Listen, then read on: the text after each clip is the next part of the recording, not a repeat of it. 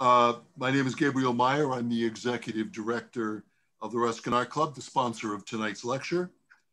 As the Ruskin scholar Robert Hewison pointed out to us when he did a lecture for us last year on Ruskin's aesthetics, that the Ruskin Art Club, along with the Guild of St. George, founded by Ruskin himself in the 1870s in the UK, and still going strong, is the oldest surviving Ruskin association in the world. Hold on a moment while I admit a few people here. You can find out more about all of that on our website, www.ruskinartclub.com. We were once part of a growing movement of societies and reading guilds and charitable associations set up to apply the artistic and social vision of John Ruskin to the challenges of contemporary life. Fortunately, today, there is more general interest in Ruskin than there has been in a century. Last year, Scott Rayburn closed an article on the Ruskin Bicentennial in the New York Times. I'm admitting people as I'm speaking here, with the headline, "Why John Ruskin, born 200 years ago, is the man of the moment." And he closes his piece with these words: "He holds our feet to the moral fire. He makes us disconcerted. My belief is that Ruskin is a spot-on critique of modern America, as relevant now as he was then. What would Ruskin have made of post-truth politics? Of the richest 1% owning almost half the world's wealth? Of a plastic-strewn planet where climate change may be beyond repair? Maybe we should go back to him. He saw it coming." End quote. Tonight, we're looking forward to Dr. Janet Bubar-Rich's lecture on the impact of Pre-Raphaelites Dante, Gabriel, Rossetti, and William Morris on Guinevere in the Arthurian myth cycle. As you all know, Ruskin was one of the seminal influences on the Pre-Raphaelites, as Janet will go into in more detail, and perhaps their most powerful public champion. Before we introduce our lecturer, I'm going to turn the evening over to Stuart Dennenberg, artist, collector, poet, impresario, and with his wife, Beverly, director of the Dennenberg Fine Arts, a unique art gallery in West Hollywood, and not least, a board member of the Ruskin Art Club, to whet our appetites for Janet's presentation with two recent acquisitions. Stuart?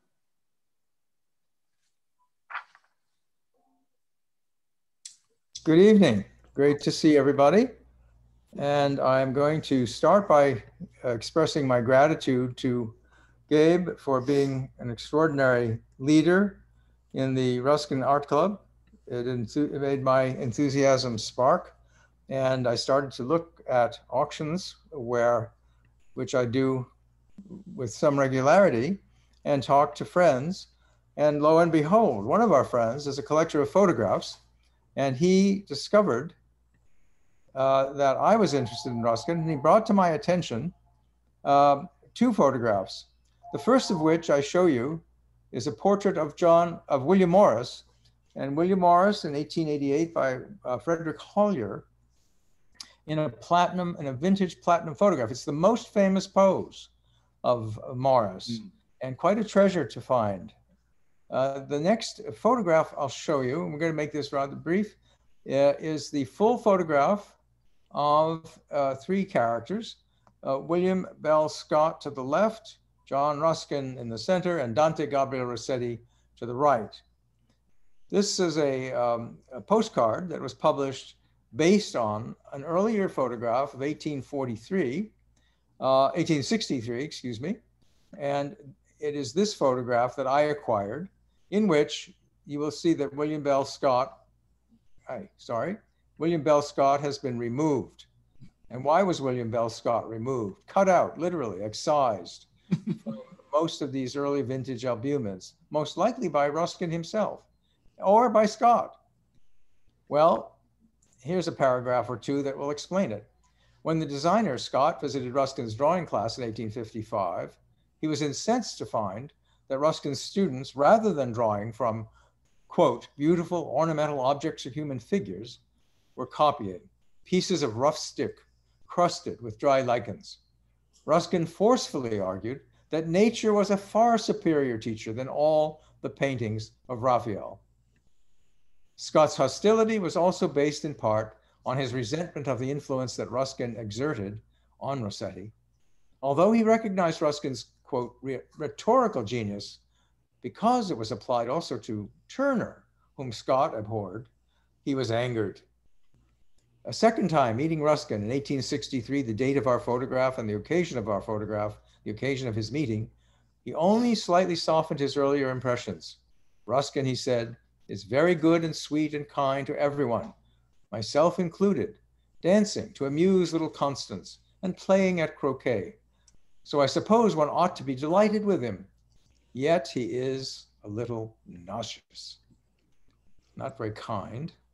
And finally, we see here, later, Max Beerbohm in his caricatures of Rossetti and his circle, done in 1922, fully 70 years after the photographs I've shown you. In this photograph, you see here a caricature of Scott on looking. He's just looking over the play, this crazy situation in the garden of Rossetti, in which you see Rossetti playing with a wombat. He had a pet wombat and other odd pets. And William Morris is in blue, extending his hand toward Rossetti, leaning against the tree, Rossetti leaning against the tree. And Swinburne is depicted as a miniature with Burne-Jones behind them. So it is our great pleasure to add this little vignette to Janet's presentation. And I will now turn this over to Beverly, Janet's sister, my lovely wife, and she will give you a very brief biographical introduction.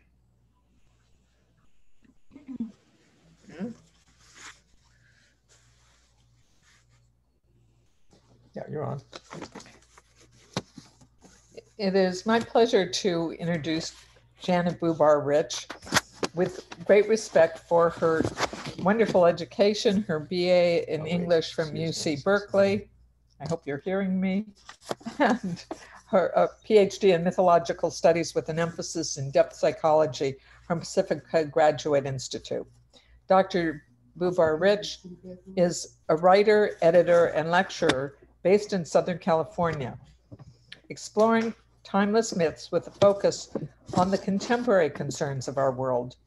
Her books include Exploring Guinevere's Search for Authenticity, published by Edwin Mellon Press in 2012.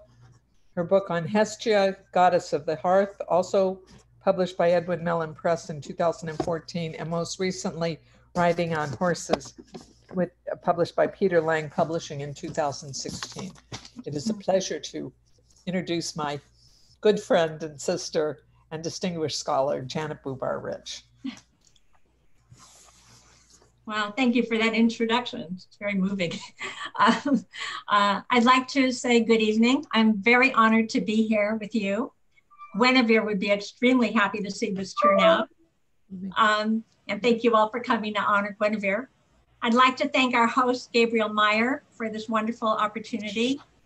I'd like to thank all of you again for being here, my sister and her husband, Beverly and Stuart Dennenberg, and my husband, Rich Cincinnati, who's here. I'd like to thank them all for their unwavering support. Also, my mom is here too. Thanks, Mom, and thank all of you for being here. Tonight, we will explore Guinevere. Guinevere from the Arthurian romances. First of all, I think the screen is dominated by artwork at the moment, right? So we can't be in portrait view or whatever, but everybody, I hope you make yourselves, yeah, Gabriel? Yeah, if you'll press share screen, then it will go to you. Okay, so everybody's comfortable and everybody get water or whatever you need. It's going to be a long lecture, but thank you so much for honoring Guinevere and for being here. Sound. Okay, Stuart, mute yourself, everyone, please. Tonight, we will explore Guinevere from the Arthurian romances, otherwise known as the Tales of King Arthur and the Knights of the Round Table, or Camelot. My focus will be on Guinevere's changing faces in our changing world, in her many portrayals throughout the ages, and specifically showing how the portrayals of two artists move her forward. These artists are Dante Gabriel Rossetti and William Morris, both members of the Pre-Raphaelite Brotherhood, a group of 19th century artists that John Ruskin largely championed. Throughout, I will be saying a few words about John Ruskin that pertain to his connection with these Pre-Raphaelite artists. Gabe, we need Janet full screen. You can do that yourself, Stuart, by going in portrait view. Sorry. Let's begin by taking a look at mythology to put this into context. Myths erupt from and inform the imagination. Told and retold with every new generation, they both mirror and influence the cultures from which they arise. That is, not only do we create and recreate myths, but myths create us. Conveyed with winged words, myths may have as many versions as they have storytellers and listeners, writers and readers, or painters and viewers.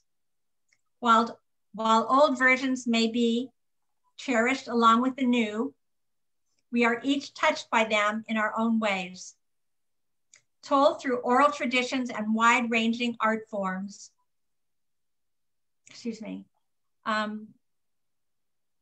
from poetry, drama, music, dance, songs, to paintings, silkscreen, tapestries, mosaics, and more, myths are alive and can be altered to reveal a variety of perspectives. In The Hero with a Thousand Faces, mythology, Joseph Campbell avows that the human imagination has always produced myths, for these represent the inner yearnings and inspirations for which humans have and have yet to manifest. He extols the engagement in myth for the wisdom it provides from the perspectives of many different cultures and traditions as it informs about human life.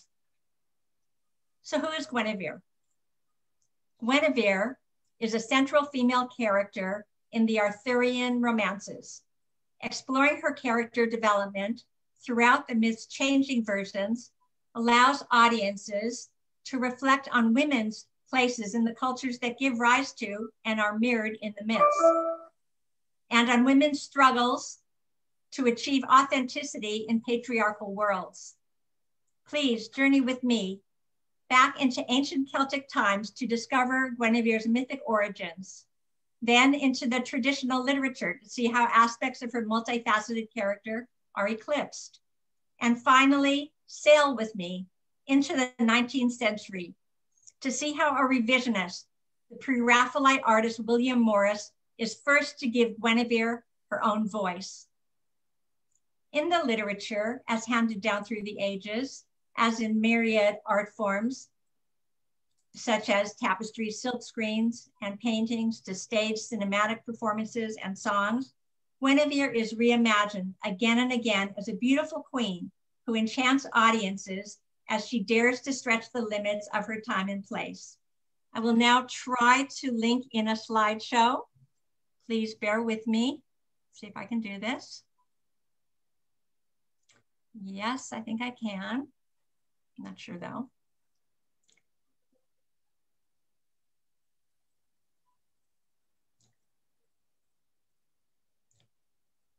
Can you all see this? Yes, yes, it's fine. Slide. Okay.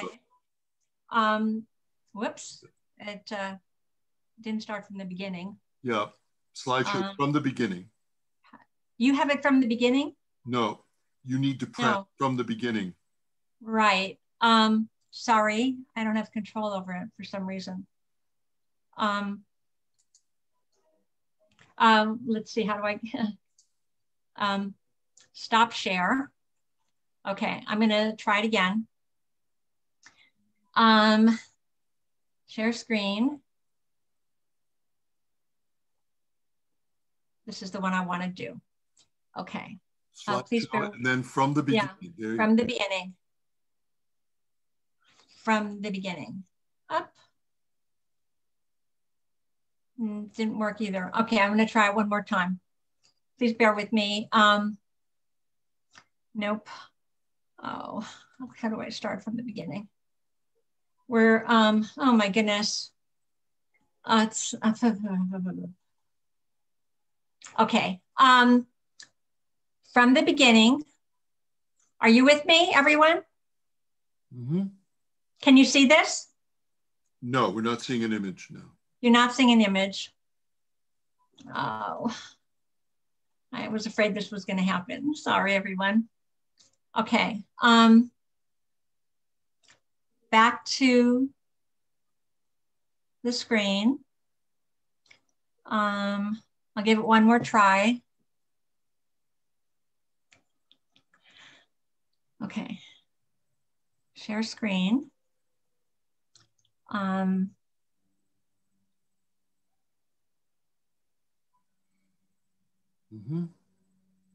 the beginning. Do you see it now? Yes. Yes. You see? Perfect. Yeah. Okay. Guinevere's many faces. Everybody with us? Yes. Thank you for your patience. I'm sorry, everyone. Yeah. Okay. So let's take a look at Guinevere's changing faces. And we'll be talking quite a bit about this book, La Morte d'Arthur. You can see so many versions have been written since the 6th century. Guinevere keeps being reimagined in different ways.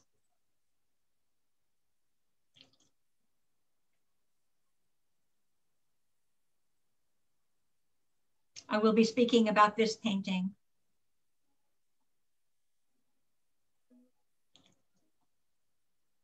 It seems that she never ceases to be reimagined. And look at the dates on some of these.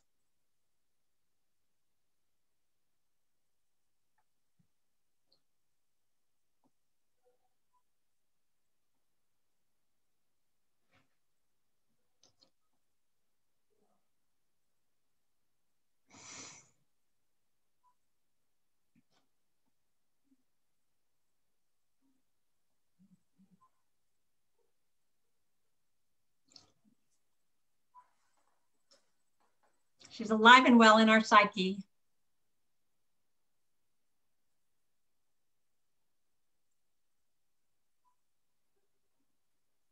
But who is she? And what meaning does she have for us today? Why has she fascinated artists throughout all these centuries? The renewal of the world does not consist in the finding of the Grail, but in developing the capacity to see the Grail women who are ever present, ever faithful to the world itself, says Robert Sardello, a philosopher. But who is she? You have to look close to see who she is.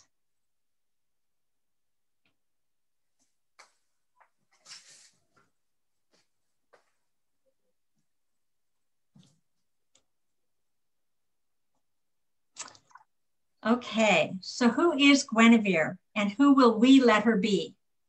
As part of the web of time and the circle of life, people look to the past for strength, guidance, and inspiration.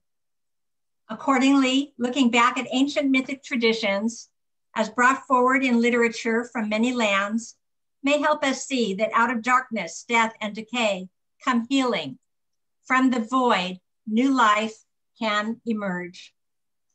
Thus, it is through looking at Guinevere's mythic Celtic origins that we may find and be able to reimagine her forward. For as Joseph Campbell, who was greatly influenced by the Arthurian romances, states in The Hero's Journey, quote, "The Arthurian romances are right out of the Celtic world. They are transformations of Celtic heroes into medieval knights. Every single one of them has a Celtic background," end quote. This would mean, of course, that Guinevere is right out of the Celtic world. With this in mind, my research investigates Guinevere's origins, identity, and journey. Discovering that Guinevere was once a flower bride and representative of the goddess of sovereignty with otherworldly powers in her Celtic roots, I wondered what that Celtic world was like. So here are some highlights of the ancient Celtic world from which Guinevere emerges. In the ancient Celtic world that occupied Northern Europe from roughly 750 BC to 100 AD, mother goddesses were venerated. Forests, woods, and groves were held sacred, and the sun and water, both givers and takers of life, were perceived as mysterious. In such a world, people believed that all aspects of nature, such as trees, rocks, and flowers, contained spirits and divine entities with which they could develop a rapport. The Celts' close relationship with the natural world manifested itself in their direct economic dependence upon the land and its crops and herds, in their perceived links between the earth's bounties and the supernatural, and in their myths that come to be set down by Roman historians and Christian priests.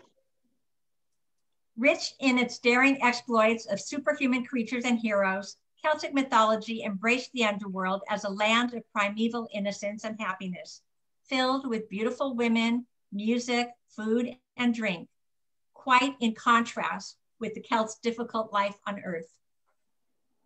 Their dreams, inner lives, fears, and aspirations found expression in oral tales of magical rings, swords pulled from stones, enchantment, and wizardry, tales in which a raven, horse, or serpent might become human with a single kiss. From their deep connection to nature emerged myths about the goddess of sovereignty and her representatives whose shape changed from birds and animals into human forms as they tested potential heroes for worthiness to rule the land. Would-be heroes taking pathless paths out of magical forests might have met fairies and other figures who presented them near impossible tasks to test their strength and virtues. Such myths gave rise to the Arthurian romances and Guinevere. In her Celtic roots then, land is mother to all, sovereignty passes through the female line, and the king marries into it, as is the case with Guinevere and Arthur. In her origins, Guinevere is a powerful Celtic goddess, a flower bride, and a representative of the goddess of sovereignty. Yet, Guinevere loses her otherworldly attributes and is marginalized and silenced when she is introduced into literature beginning in the 6th century Britain with the Vita Gilda, and then in 12th century England with Geoffrey of Monmouth's History of the Kings. In both, she is simply Arthur's wife, the one he sees and weds, but her capabilities and attributes are not revealed. Guinevere, who once had otherworldly powers, is silenced, veiled, and marginalized in early literature. A silence born on a mundane level from the storyteller's lack of attention to her character development, while they instead focus on bloody sword fights and abductions. On a symbolic level, her silence is born out of the incompatibility, perhaps, with those in her world who are not ready or able to listen to or comprehend her words. In early primary literature then, Guinevere lacks presence in many of the romances. She is often abducted and off-site, while the men taking action go on quests or hero journeys without her.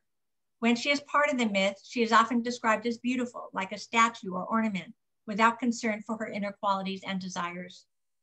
Within the Arthurian romance literature, Guinevere is an enigma until her authentic connection with Sir Lancelot is realized in the 12th century with Chrétien de Troyes' The Knight of the Cart. Prior to their connection in the Arthurian literature, she exists in a wasteland as a minor character. Accordingly, Guinevere can be appreciated as one who leads an inauthentic life until, through her encounters with Lancelot, she receives the call to adventure. Her response to this call leads her to explore the depths of her being.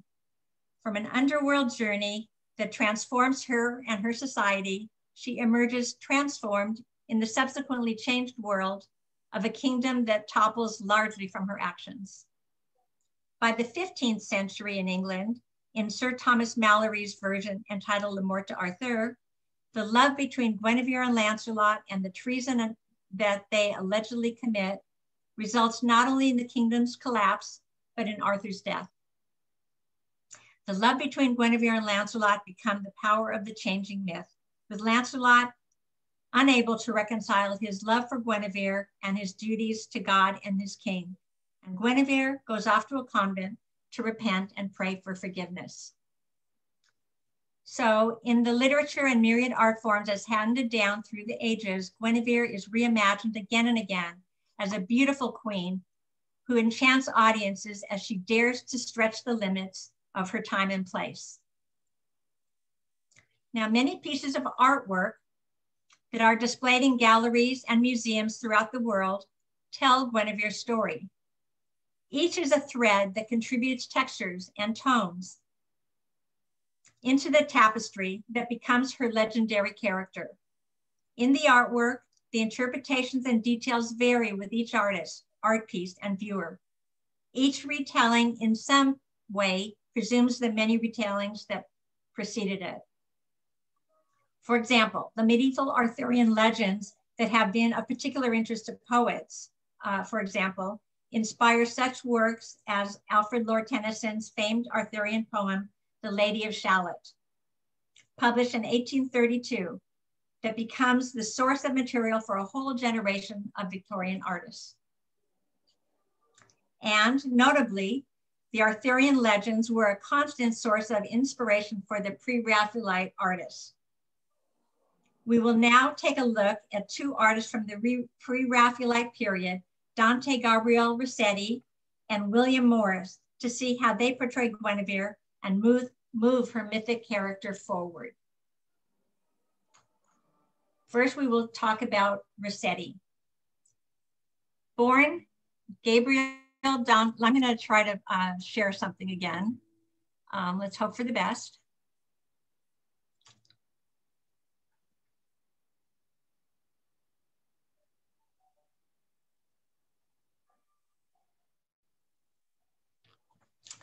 Can you see it?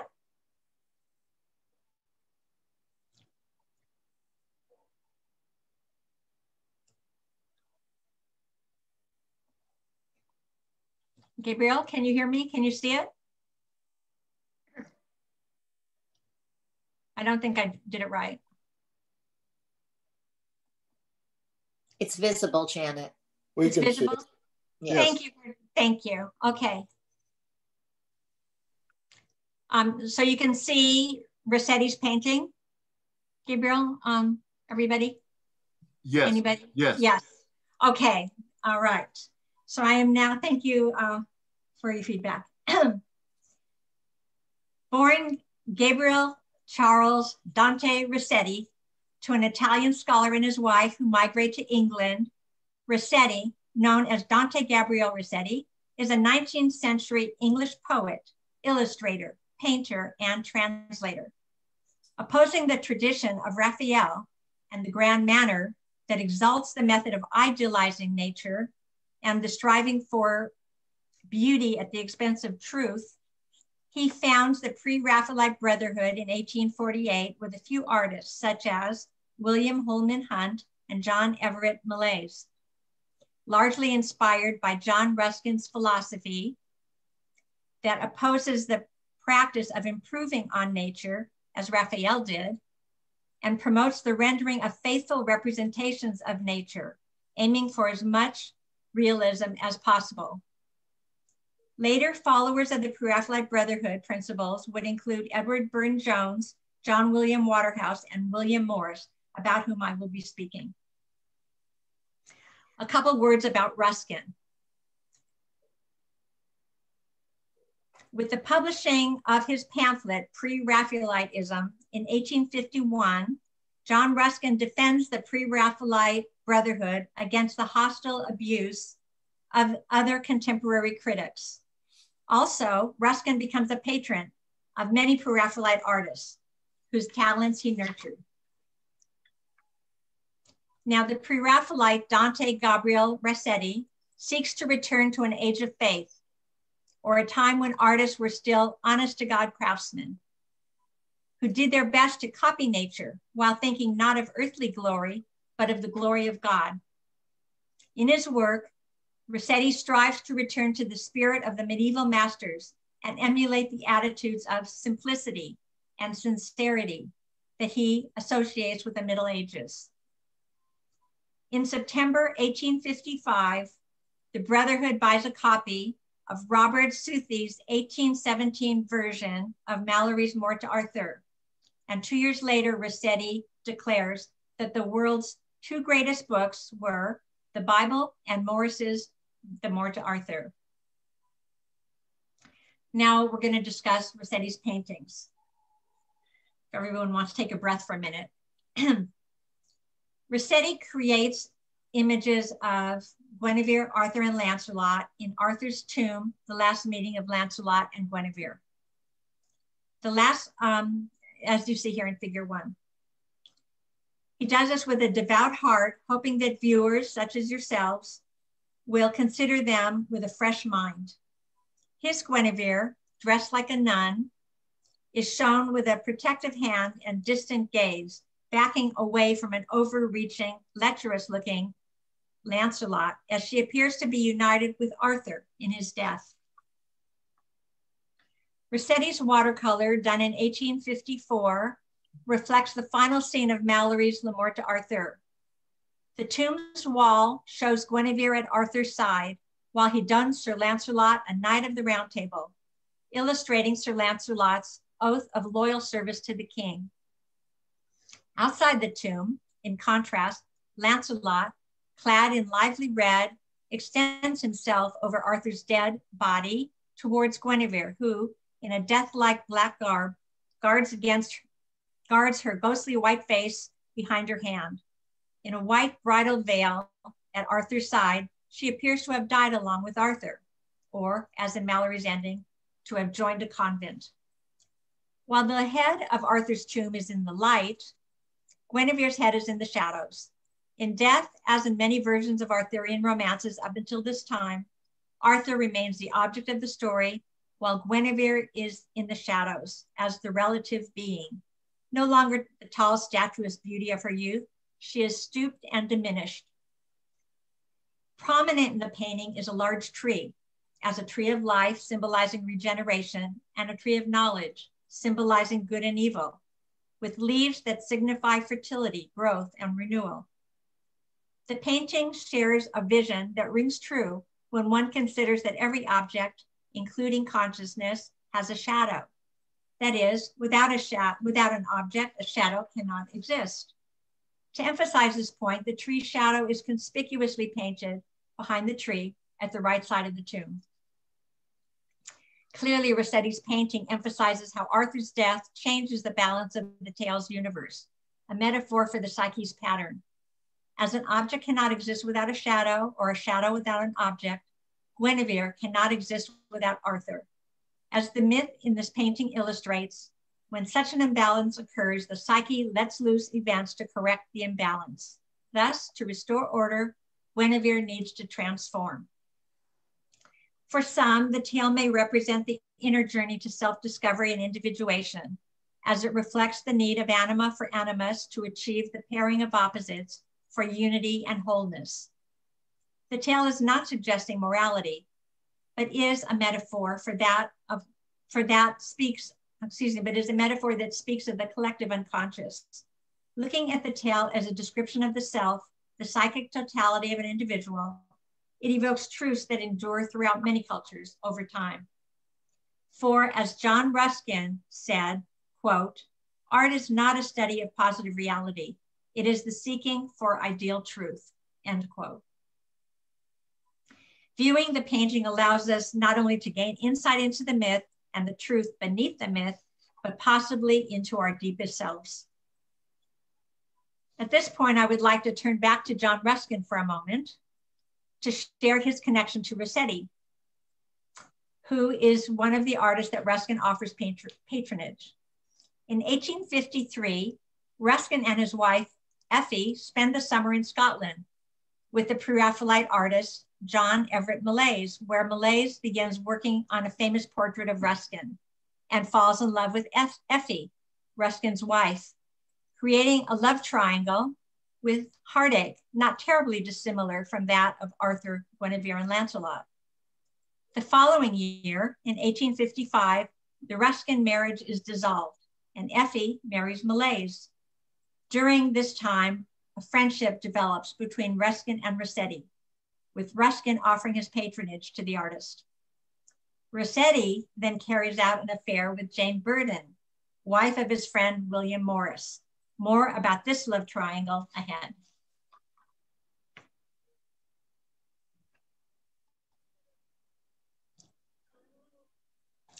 This is the cover of a book called The Defense of Gwenevere, using a picture very similar to, same picture that Stuart showed us earlier. And this is how they spelled defense and Guinevere in those days. William Morris, a British writer, artist, and socialist who lives from 1834 to 1896, appreciates medieval poems that, as he puts it, quote, preserve an essential element of the mental attitude of the Middle Ages to its surroundings, the spirit of wonder, end quote. Longing to recapture the heroism and romance of an earlier age, Morris writes many poems with Guinevere at their center. At the same time that Tennyson in Idylls of the King creates a Guinevere who is subordinate to the lord she confronts, Morris boldly introduces a Guinevere who is highly assertive as she bargains for her own future in her own words. In so doing, William Morris transforms Guinevere from a person in Arthur's shadow, as in Rossetti's painting, to a person in her own right, who speaks in her own voice. William Morris thereby moves Guinevere's myth forward forever. Now let's take a look at the poem, The Defense of Guinevere, that William Morris writes, the only work up until this time in which the author imagines Guinevere from her own viewpoint. Okay. Basing his work on Malory's Le Morte d'Arthur, Morris brings to life the beautiful yet fatal Guinevere, who is loved and desired by all, but doomed to destroy herself and those around her. Unlike Malory and Tennyson, William Morris allows his Guinevere to rise above the kingdom's fall. His poem, The Defense of Guinevere, opens as follows, quote, but knowing now that they would have her speak, she threw her wet hair backward from her brow. Then a few lines down, she speaks as follows, quote, O knights and lords, it seems but little skill to talk of well-known things past now and dead. God, what I ought to say, I have done ill and pray you all forgiveness heartily, because you must be right, such great lords still. A few lines down, she stood and seemed to think and wrung her hair. She spoke out at last with no more trace of shame, with passionate twisting of her body there. Quote, it chanced upon a day that Lancelot came to dwell at Arthur's court. At Christmas time, this happened, when the herald sung his name. Now in her own monologue, as she stands trial, Guinevere, accused of committing adultery and treason, defends herself on the grounds that, as she articulates, quote, there is moral confusion in the universe, end quote. Moral confusion in the universe where things are not what they seem. That is, she does not deny her wrongdoing, but seeks to excuse her sin on the basis of its universality. The title of Morris's poem, The Defense of Guinevere, is ironic, for instead of presenting her own defense, Guinevere persuades her audience of the strength of her love for Lancelot and her innocence in the face of the overpowering passion of this love. She speaks of falling in love as if it is not her own fault, but rather a process of slipping, as she puts it, quote, slowly down some path worn smooth and even, down to a cool sea on a summer day, end quote. While slipping, she is able to catch only small stones, not one substantial enough to keep her from falling into the sea of passion that sweeps her away. In the poem, Guinevere speaks to her inner nature, which is one of ambiguity. She knows that she has committed adultery, but not necessarily at the time and place for which she is accused. and she does not know whether or not she is morally guilty, an ambiguity that permeates the poem throughout.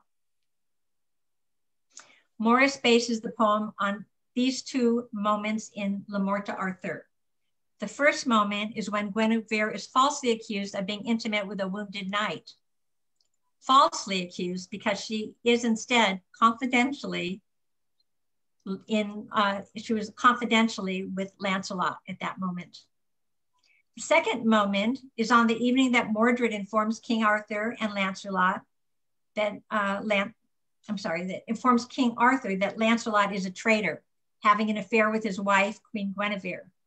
When Arthur asks for proof, Mordred has a knight tell Guinevere and Lancelot that Arthur will be away all night, knowing that Lancelot will go into her chamber.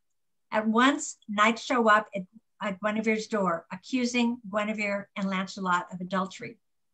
Yet, there is no evidence of Mallory's tale to support the accusation, as there is no proof that they did anything on this particular night.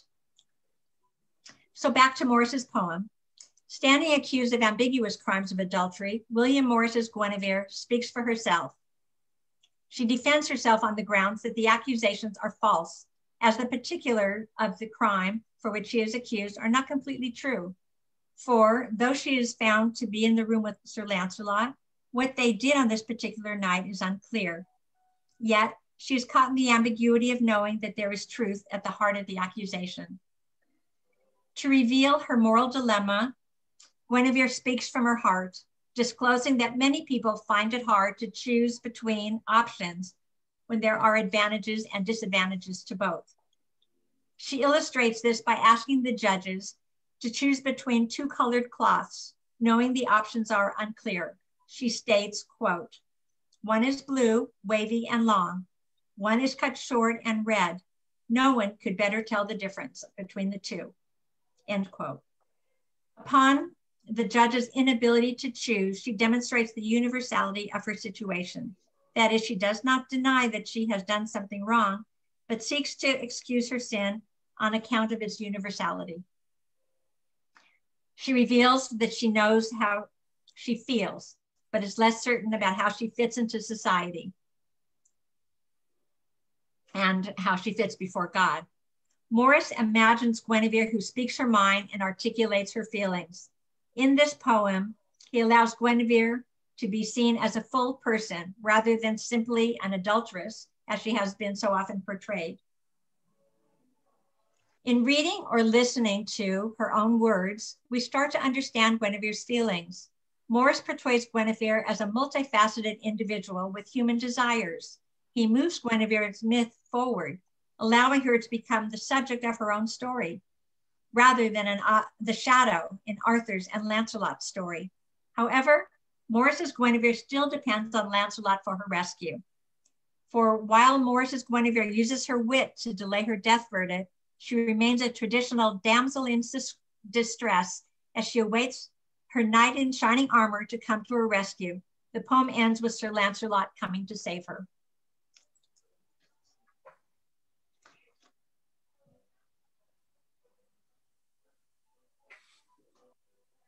But there's more.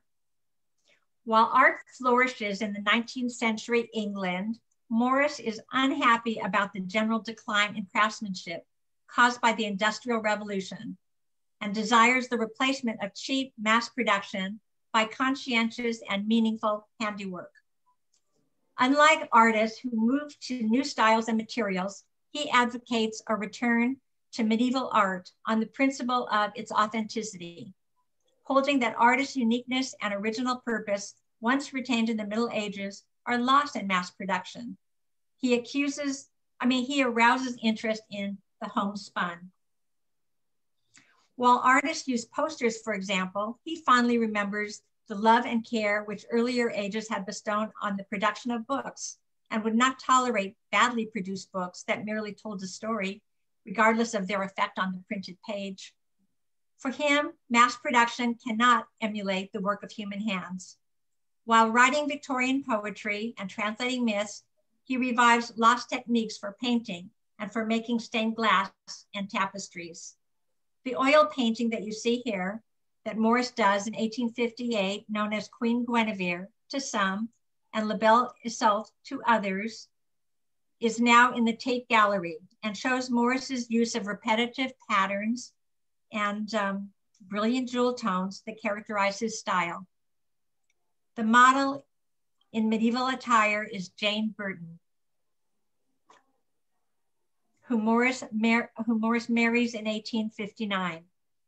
Covered with a floral wreath, she represents the otherworldly flower bride in a flowing white marriage gown dotted with a red rose pattern, with red roses to symbolize the chalice of life, the soul, heart, and love. Yet her rumpled bedclothes, her unclasped girdle, and preoccupied expression hint at seething sexual guilt. In her hand is a bird, an aerial being that symbolizes transcendent and instinctual knowledge, magical power, the soul, spirits, and angels. But it is dead, as is her ability in this depiction to move her own personal myth forward. Morris's painting, captures Malory's magic and romance with his Guinevere, who is remarkable in her beauty and suffering. With her head lowered and eyes downward, she appears to be focused intensely into herself. Guinevere's introversion suggests an atmosphere associated with beings who detach themselves from the outer world, to look inward, to reflect, heal, and change. A point that is reiterated as she faces a mirror through which she can see her own tortured, self-reflecting self on her own conflicted emotions over her entangled actions. Other research supports the idea that the portrait is not of Guinevere at all, but is rather of Isolde, mourning Tristan's exile from the court of King Mark. As you may know, the myth of Tristan and Isolde is a chivalric poem retold in numerous variations since the 12th century. It is a tragedy about the adulterous love between Cornish knight Tristan and the Irish princess Isolde, told and retold in changing narratives that predate and likely influenced the Arthurian romance of Lancelot and Guinevere. In the portrait, Isolde appears to have recently arisen from her bed, where a small greyhound given to her by Tristan the first time she came to Cornwall, lies curled up among the crumpled sheets. She stands in her small chamber, her feelings for Tristan reinforced by the sprigs of rosemary, symbolizing remembrance. What is interesting about this painting, by the way, is that it is the only painting completed by William Morris known to exist. Now, as we admire this painting, I would like to offer a quote by John Ruskin, who observed, quote, "When love and skill work together, expect a masterpiece," end quote. Now, the side story of intrigue is that the model Jane Burton seems to have had something in common with Guinevere's entanglement. Jane Burton was first approached by Dante, Gabriel, Rossetti, and Edward Burne Jones to become an artist model, which she did, initially posing for Rossetti. But when Rossetti's friend William Morris met her and was quickly drawn to her, she soon modeled for him as well. Well, William Morris fell in love with Jane Burton, and they married the year after this painting was completed and had 2 daughters together. They remained married until Morris's death in 1896, but it is known that Jane Burton conducted a long-term affair with the poet Wilfred Blunt, as well as an intense and possibly adulterous relationship with the artist Rossetti, several years after the death of Rossetti's wife, Elizabeth Siddell, who, like many Pre-Raphaelite models, was an artist in her own right. In fact, John Ruskin became a patron of her artwork, which favored Arthurian legends and the medieval subjects. Many of these women, by the way, who modeled during this time were artists in their own right and later became known as the Pre-Raphaelite Sisterhood, with their artwork being displayed in recent years. For often overlooked in the mystique of the Pre-Raphaelite Brotherhood is how much the Brotherhood's advancements in the arts and culture depended on the endeavors of women, not only as models, but also as artists and creative partners. These women, in a plight much like that of the mythic Guinevere, do not have the stature of the artists in the Pre-Raphaelite Brotherhood. That is, they, like Guinevere, are emerging from the margins or the shadows.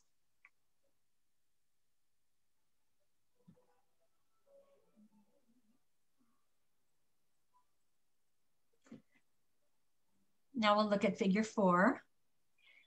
The stained glass, Guinevere and Iseult, that Morris creates in 1862, also now kept at the Tate Gallery, reflects his return to the values of craftsmanship and quality materials that influence the direction of English art.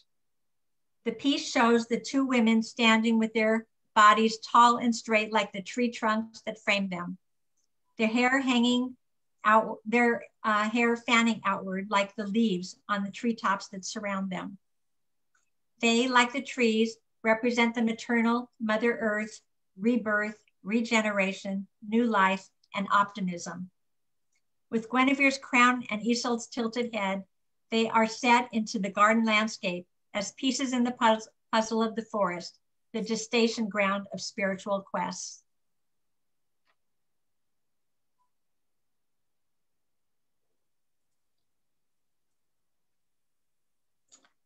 Now we'll take a look at figure 5. Morris's The Arming and Departure of the Knights. Tapestry is among the art forms that Morris revives from the Middle Ages. Medieval tapestries have useful origins, which include placement on castle and church walls to keep the drafty rooms warm and decorated. The ease with which people are able to move them makes them more popular than paintings at that time. Woven of various fabrics, including wool, silk, and cotton, and linen for a range of colors, texture, and affordability, they serve as historical records of events, even to this day, as they portray a variety of scenes, from the real to the fictitious to the imagined. Along with Edward Burne-Jones and others who turned to medieval art for inspiration, Morris revives the medieval tapestry production methods and designs. He builds a traditional high warp loom, teaches himself how to weave, and founds a textile production company in 1861 that becomes known as Morris and Company. William Morris and Edward Burne-Jones create many tapestries of medieval scenes with knights on quests and in battles, some with women in prominent central figures and others with women in the background. Inspired by Malory's Le Morte d'Arthur, the tapestry called The Arming and Departure of the Knights that the Morris and Company does in the 1800s is one of the 6 woven panels that portray the Holy Grail quest. This panel shows Sir Galahad, Bors, and Parsifal setting out on a quest with the ladies of the court, helping to prepare them for their leave. Guinevere is shown handing Sir Lancelot his shield, a key element in the turning point in Malory's myth. For it is a reminder of the poignant night when Guinevere and Lancelot are together in her chamber when the knights show up at her door crying, "Traitor knight, Sir Lancelot de Lec, now thou art taken." Caught without a shield, Lancelot cannot defend himself and the queen. The tapestry depicts Guinevere standing tall and self-assured in a regal golden draped robe. In contrast to her statuesque pose as Lancelot, with unbound reddish curls gawking at her eagerly.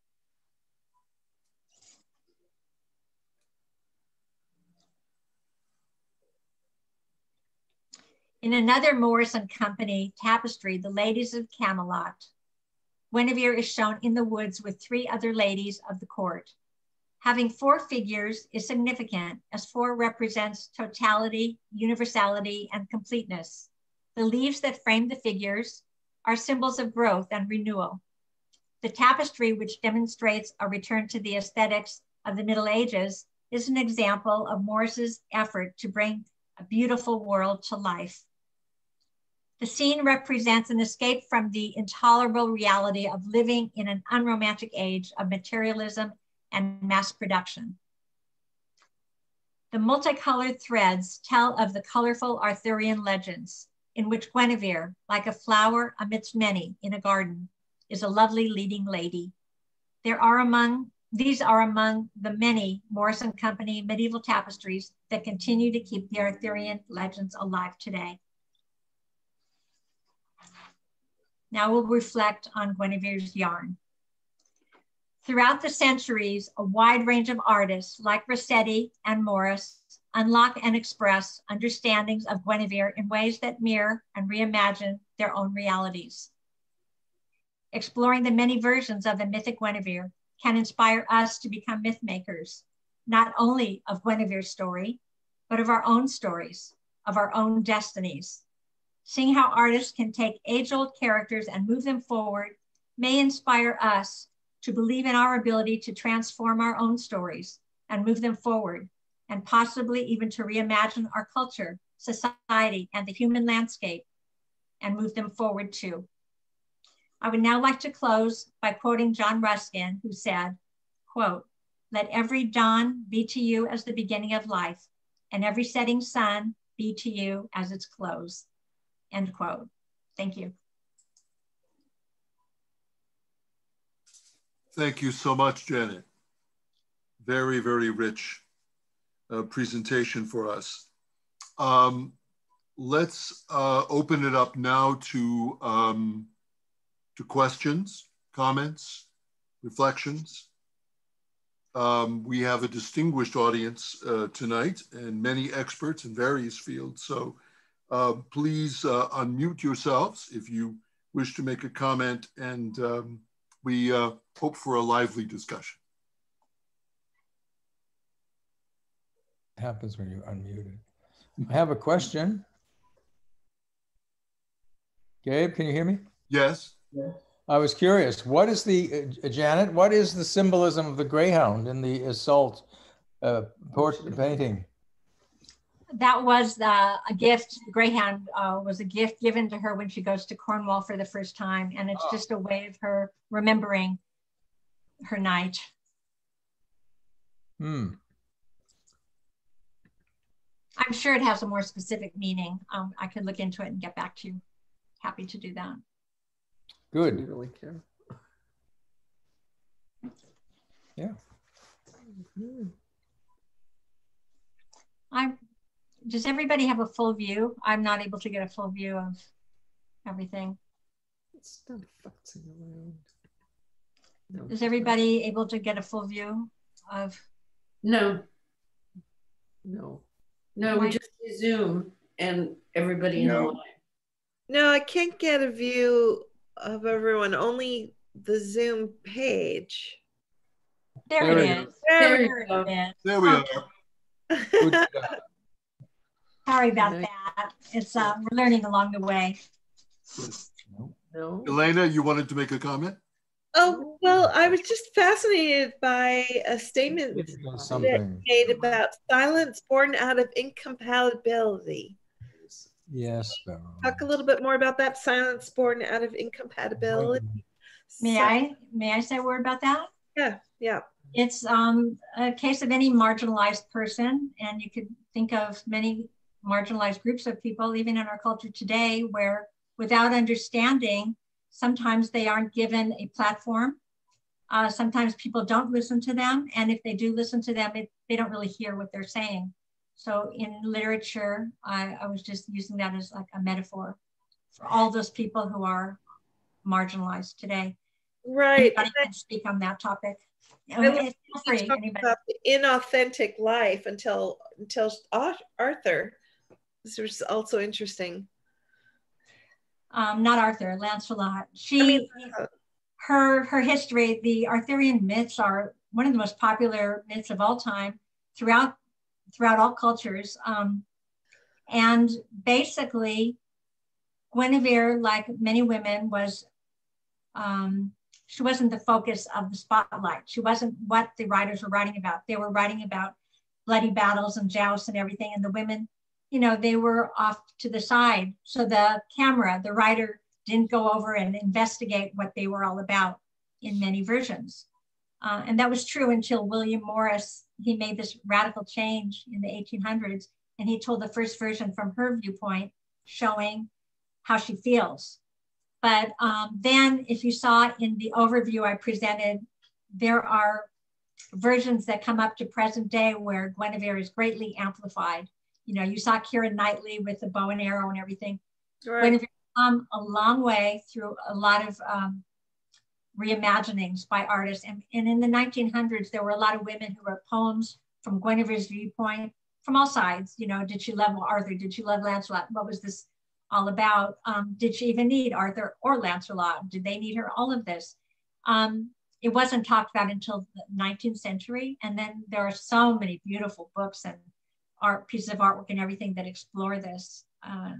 Well, I'm wondering if it seems like that Ruskin had an influence on Morris, or was this part of a trend? Ruskin had a great influence on Morris. His philosophy was foundational for the Pre-Raphaelites. Yeah. Do you want to say more, Gabriel? Well, there's so many things, so much to say in this area. In the very beginning of the Pre-Raphaelite movement, Ruskin attended several showings of their work. And then, of course, Janet mentioned, wrote a pamphlet on the Pre-Raphaelites, which was widely circulated. And although Ruskin was, you know, had his cautionary notes and his qualifications about aspects of the Pre-Raphaelites, he saw in them a group of artists who also were prescinding from the conventions of the academy, as Turner had done. Mm-hmm. And were trying to see, not in a simply conventional way that had been taught by 18th century standards and standards of perspective, but were trying themselves to go out and engage reality on their own and see what they could see. So he was, and he was very, very impressed with that element in them. And I think Ruskin had the influence in so many different aspects. One that Janet mentioned was that among the Pre-Raphaelite brothers, there were Pre-Raphaelite sisters, some of the models who were artists in their own right. And among these, Ruskin was a great champion, particularly of Elizabeth Siddal, for example, Rossetti's wife. Yeah. But then later on, for Ruskin, supporting women artists was a very important part of his work. Lilias Trotter, Kate Greenaway, so many women artists, and it was something of a scandal when Ruskin became the Slade Fine Arts, the first Slade Fine Arts professor at Oxford, when Ruskin would bring in the work of women artists as models, model work of draftsmanship. There would be, there would be hoots from the gallery. But so Ruskin was publicly identifying himself as someone who thought that women could be as significant as men in terms of art. And particularly in the case of Lilias Trotter, really was her mentor in a very deep way. Yeah. That's where I was going. So thank you for that. Sure.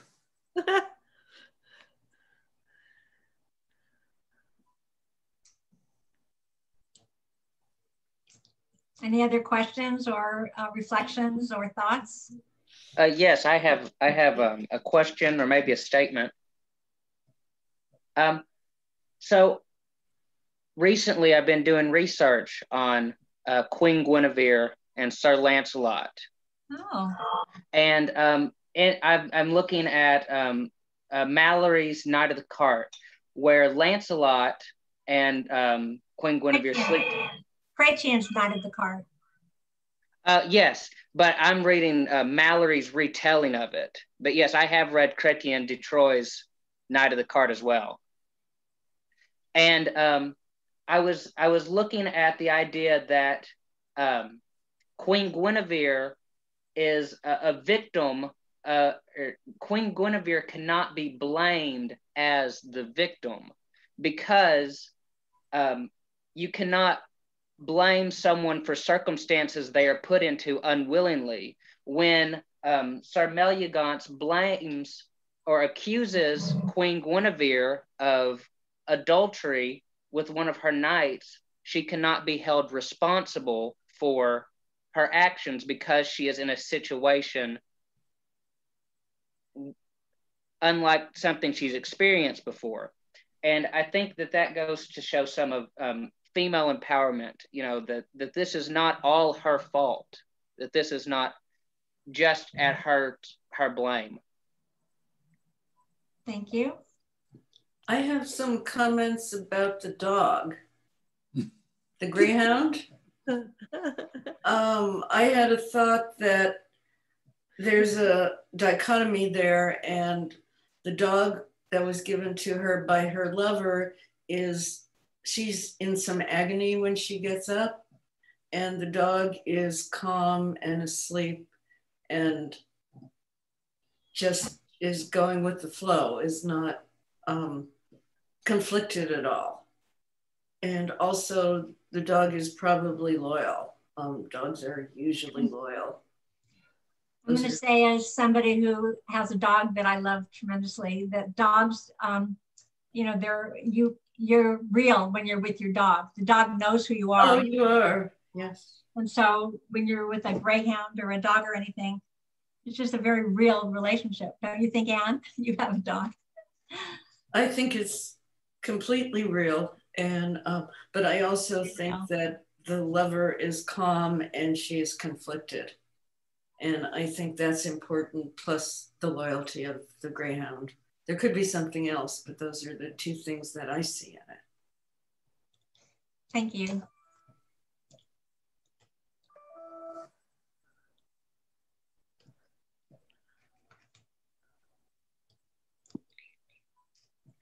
Hi there.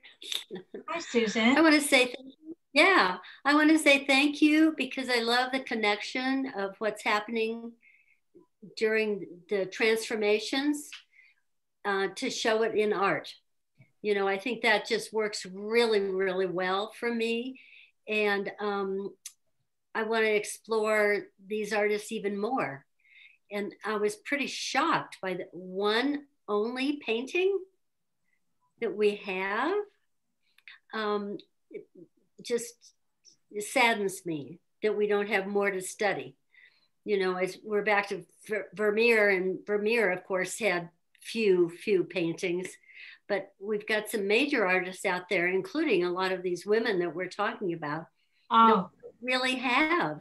There are, excuse me, I didn't interrupt. I meant there was only one painting that was completed by William Morris. There are so many paintings of Arthurian characters available. Well, yes, oh yes. So I'm just excited to look into it more. So thank you so much, Janet. It was just wonderful. Morris has books. And if you look at any of the beautiful, beautiful books that he printed, they are really wonderful to look at. They're all letterpress, they're all hand done on dampened paper and beautiful typography. Thank you. It's something else we can see of his. There is one, at least one that used to be at the University of Santa Cruz when Bill Everson was running the Stanhope Press that was there. Actually, it's interesting. We have here in Los Angeles an extraordinary collection at the Clark Library. They have an entire run of the Kelmscott Press. Oh, yes. Everything Morris published. So it's an extraordinary collection. Someday we'll have a program there. We'll have them bring out the feast. It's beautiful if you haven't been there. Yeah. I think that one of the, if I could just elaborate on that a little bit, one of the reasons that we don't have more William Morris paintings is because William Morris himself recognized that he wasn't as good a painter as he was at doing other things. And he was surrounded by some very talented painters. and not least Burne-Jones, Edward Burne-Jones, who was a good friend and who wrote about Morris, saying that he described him as going from one thing to the next, to the next, to the next, to the next. And that was how he led his life. So he would be a painter, and then he would be a poet, and then he would be a stained glass artisan, and then he would be a book printer, and then he would be a tapestry maker, and when he died, of course, his doctor was quizzed about what his cause of death was, and he said, "Well, he died of being William Morris." A Renaissance man. That's really good. Right. Wow. That's lovely.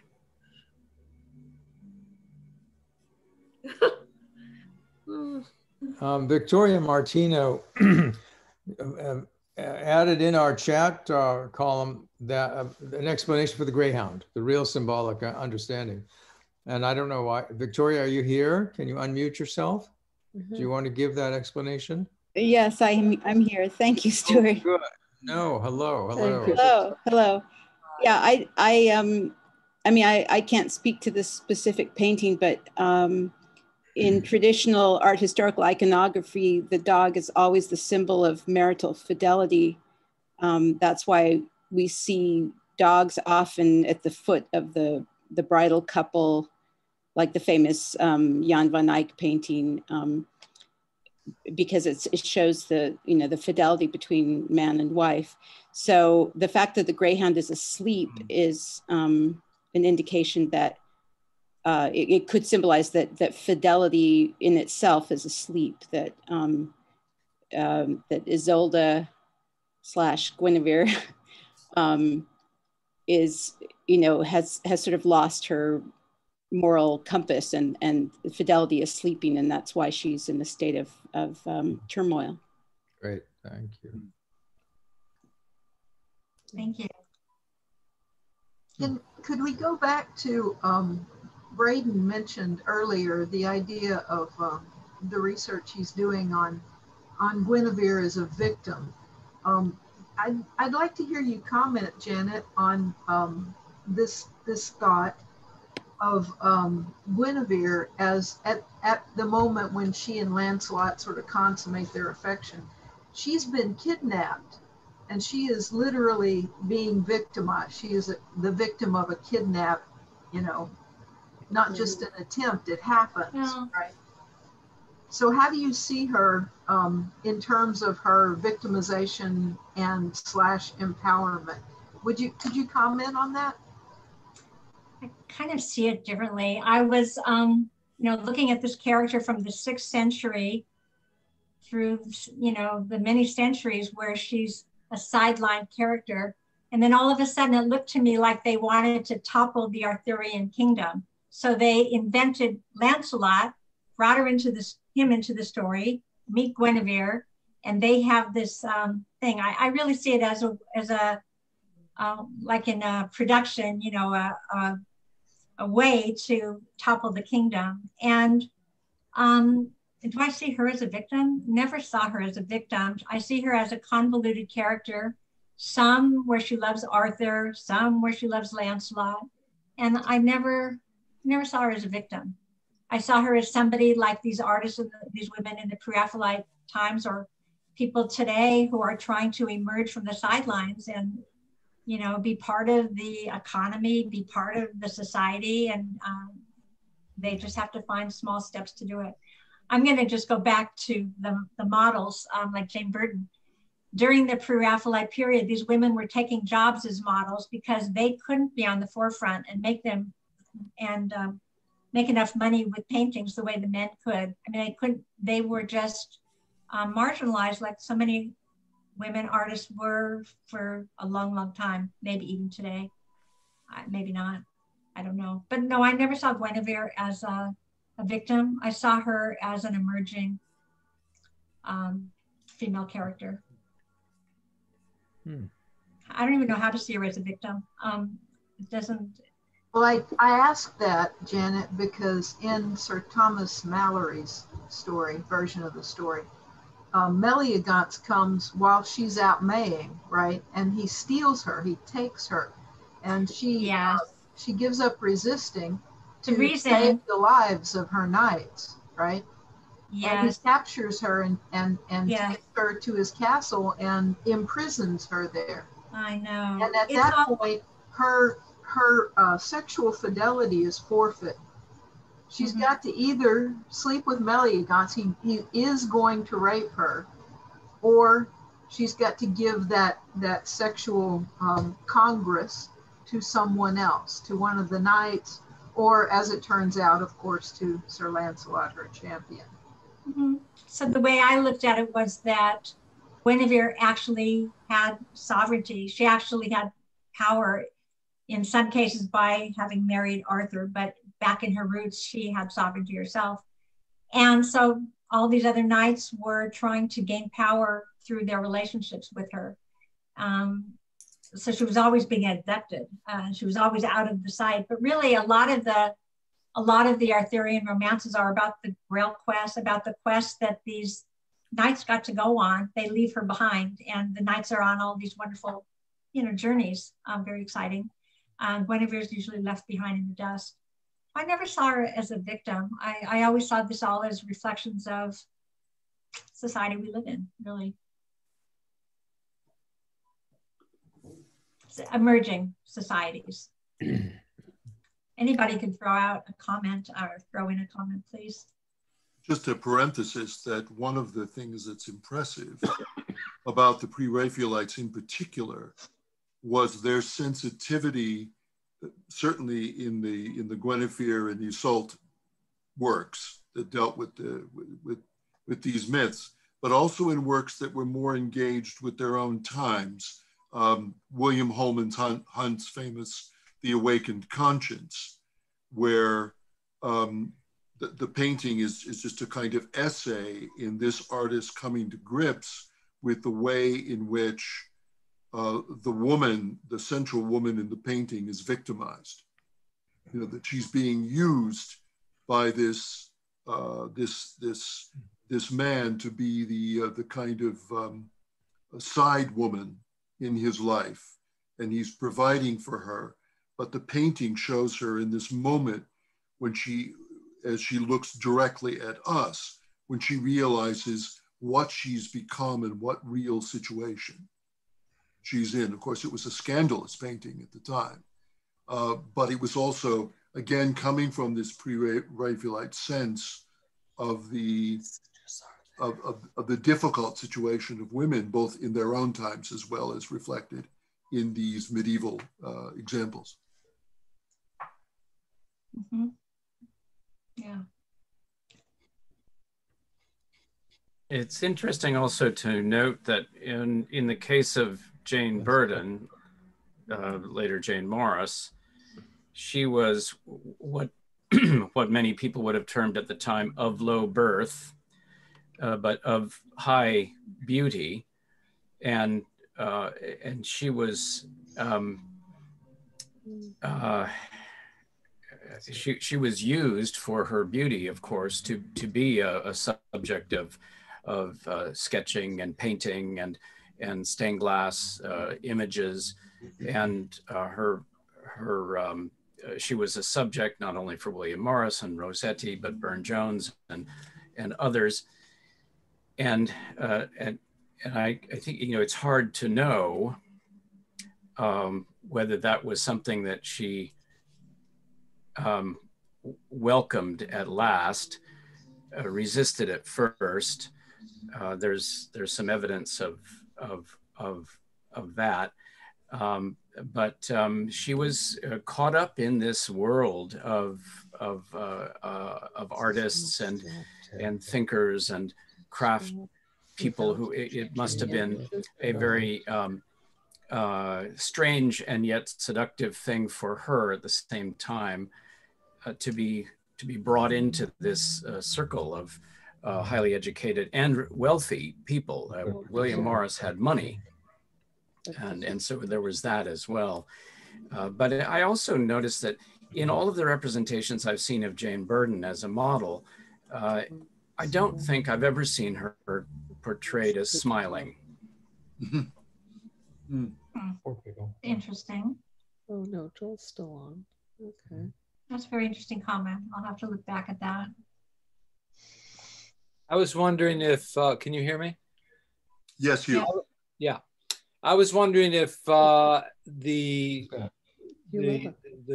poets in question, like Morris, directed attention in any of the writing to the actual arrival of the Industrial Revolution, and was it something that, I know that what Janet has said about his reaction in terms of the artisana, that he was trying to keep as authentic and as handmade as possible. But did he or did any of the writers have a vision that would actually see forward to what's happened to us now, and how the distance between our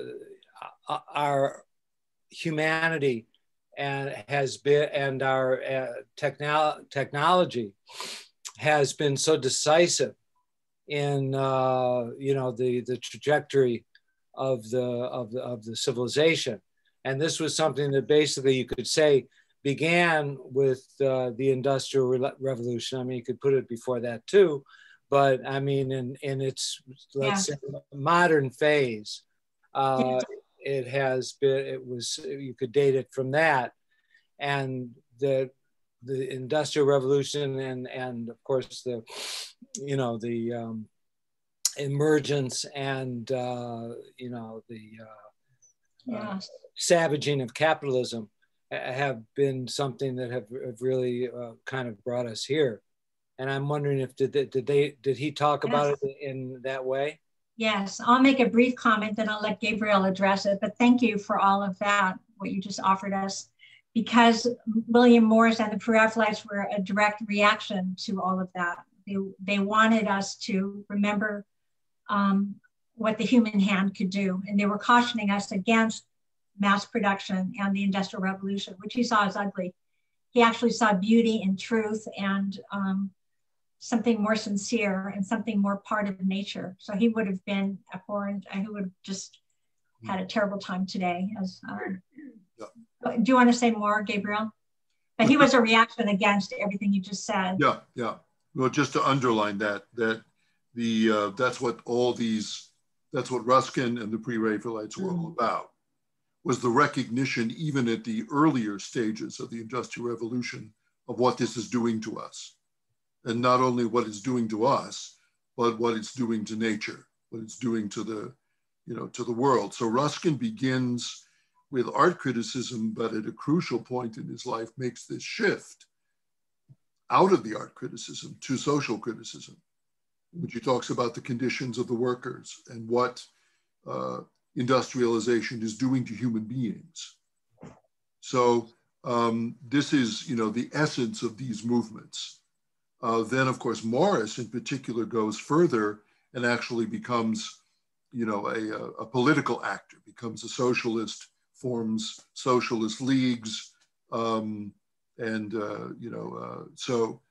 becomes a player in the socialist movement in the UK. When the Labour Party first achieved a majority in Parliament, there was a famous moment where this was in the early part of the 20th century, and all the Labour MPs held up copies of Ruskin's Unto This Last, waved it in the air, that talked about Ruskin being founder of the British Labour Party. So indeed, these are artists and critics who were thoroughgoing critics of capitalism, of laissez-faire capitalism, and the model of industrialization. Ruskin, at the end of his life, in his final set of lectures called The Storm Cloud of the 19th Century, has this nightmarish vision of ecological disaster. That that at the end of coal and the end of the pollution of the environment, that this is taking us over a cliff. So they were very prescient, these folks.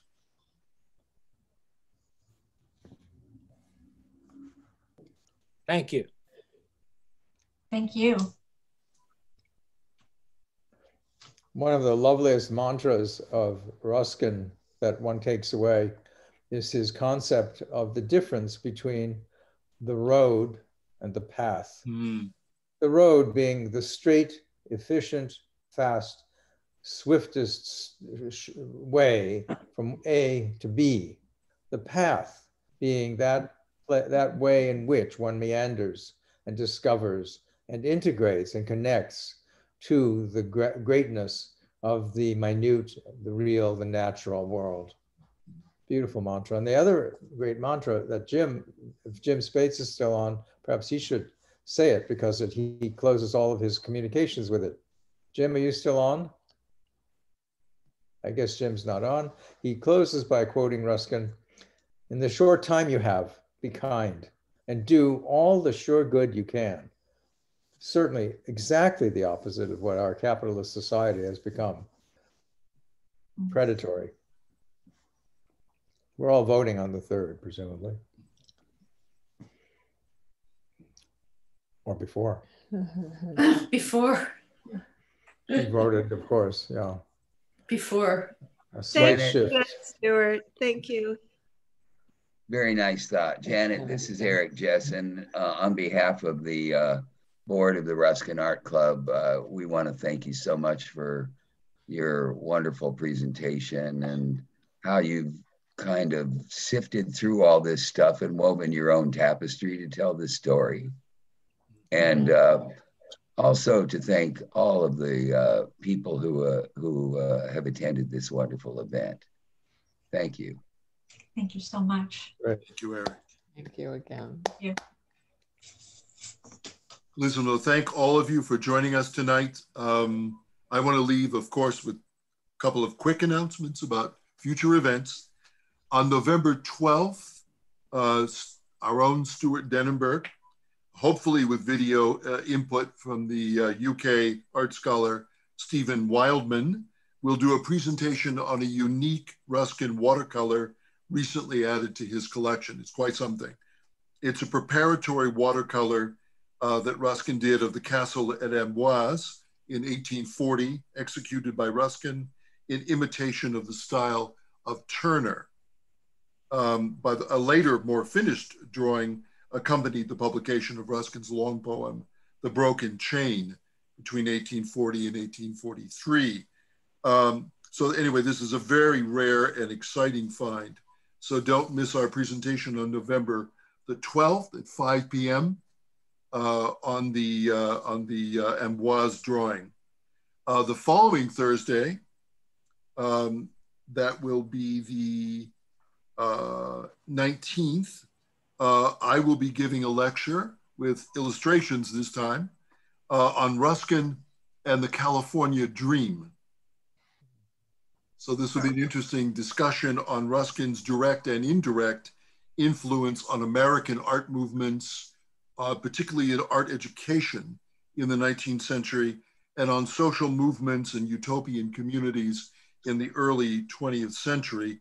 All of this in the context of the myth of California as a theater of social redemption following the Civil War. I gave a shorter version of this talk at the Huntington Library last year, and in connection with the conference on the Ruskin Bicentennial, and I'll be able to expand on some of the points in more depth than I was able to do then. So this also, Thursdays at Ruskin at 5 p.m. on the 19th. So please visit our website for details of these and other upcoming events, to subscribe to our newsletter, and better yet, to join us as a member of the Ruskin Art Club. Thank you all for coming. Thank you so much, Janet. Lovely, lovely presentation. And good night to all. Gabriel, oh. Thank you. Yes. Oh, are you still there? I'm still here. Yes, it's Louise Coffey-Webb.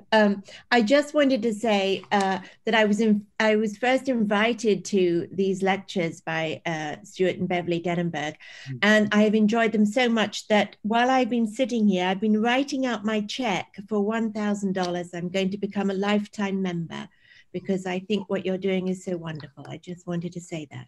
Thank you, Louise. Bless you. That's wonderful, wonderful. We'll look forward to future conversations and events with you. So thank you so much. That's great. That's really nice. That's so great. Okay. See you on the 12th. Thank you, everyone.